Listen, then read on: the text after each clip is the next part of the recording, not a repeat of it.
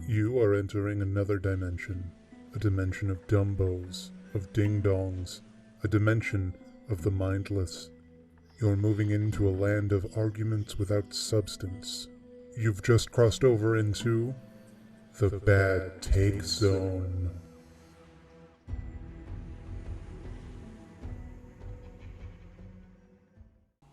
Oh, hello. It's me, Uslan from ThoughtTube. And I want to talk about Nazis again for some reason.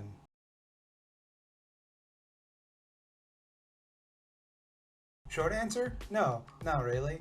Long answer? No, of course not. Why do you keep asking me this? Why does this keep coming up? While the word Nazi is indeed an abbreviation of the term National Socialist German Workers' Party, in reality, the party of Adolf Hitler was viciously anti-socialist. So much so, in fact, that they rounded up socialists, communists, and trade union leaders and murdered them. Remember, first they came for the communists.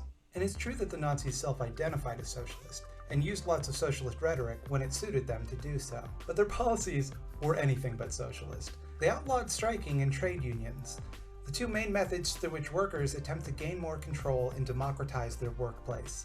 That's not a very socialist thing to do. Socialists believe that private property, which is to say the right for people or private institutions to own things that everyone needs to live, should be abolished. In contrast, the term privatization, meaning taking stuff that is collectively owned and giving it to a private person or entity for their personal use and satisfaction and enjoyment of, was coined by Nazis to describe their economic policy.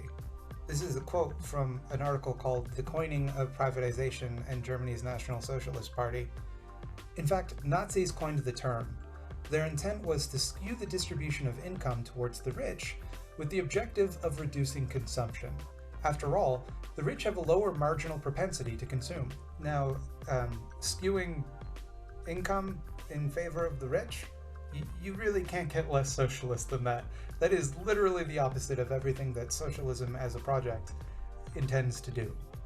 Socialists also played a huge role in resisting the rise of the Nazis through grassroots anti-fascist vigilante action. You might have seen this symbol before.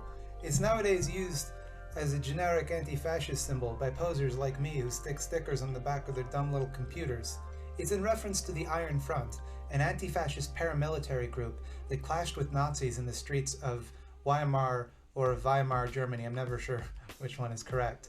And they were comprised mainly of anti-authoritarian socialists. You might also note that socialists today lead the charge against contemporary fascists, often risking their lives and freedom to do so because they so vehemently oppose fascism in all of its forms.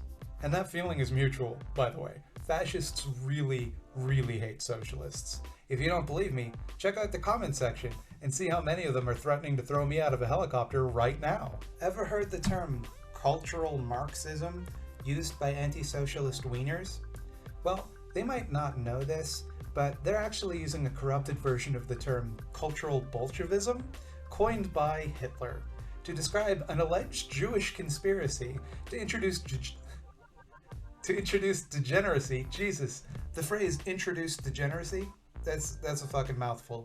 I'm reading this off a script. Is probably if you're wondering why I'm not looking at you, I'm reading a script, and I included the phrase introduce degeneracy, and I thought, yeah, your dumb mouth is going to be able to read that with your dumb, stupid tongue to describe an alleged Jewish conspiracy designed to introduce degeneracy into the public psyche using modern art and nihilism and advanced mathematics. And it's all nonsense. The Nazis were really dumb, guys. Really, really dumb. But that doesn't stop modern day right-wingers from using the exact same arguments. And right about now times, you're probably saying to yourself, okay, Mr. Smarty Boy, how come them Nazi fellas was called National Socialist if they weren't so socialist? And the answer is pretty obvious. Really, they wanted people to think that they were socialists. It's difficult to imagine now, but in the 1920s and 1930s when the Nazis were consolidating power, the term socialist had a lot of cultural cachet. Calling yourself a socialist was a way to get people on board with your movement, as opposed to nowadays, when it mostly gives makes people give you funny looks at parties. But in fact, there were some socialists in the National Socialist Party. They were mostly purged when Hitler and his cronies consolidated power. Maybe you've seen this image floating around the internet. Hitler says in his little Hitler voice, "We're socialists. Enemies, mortal enemies of the present capitalist economic system, with its exploitation of the economically weak, with its injustice in wages, with its immoral evaluation of individuals according to wealth and money instead of responsibility and achievement. And we are determined under all circumstances to abolish this system." Well, that's pretty damning stuff, right? If Hitler said that, then he was definitely a socialist. Except one small thing. And I don't want to nitpick here, but Hitler didn't say it. Gregor Strasser did. And that's, a small correction, because Strasser was still a Nazi bigwig, so that's still pretty damning. Except that Strasser was later murdered in the Night of Long Knives by Hitler and his pals, as they purged the party of political dissidents. And Strasser was murdered specifically for the vague socialist leanings you can read into his quote there.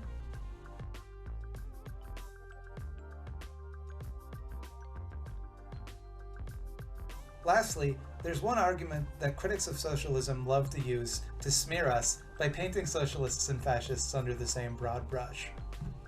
Collectivism.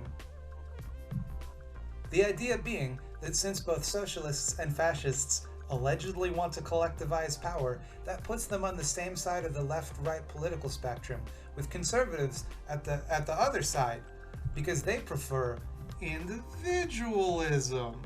I'm going to do another video about the left-right political spectrum and the false dichotomy of collectivism versus individualism at some point, but suffice to say, the fascists were by no means collectivist. They were a totalitarian dictatorship whose leader had supreme political authority.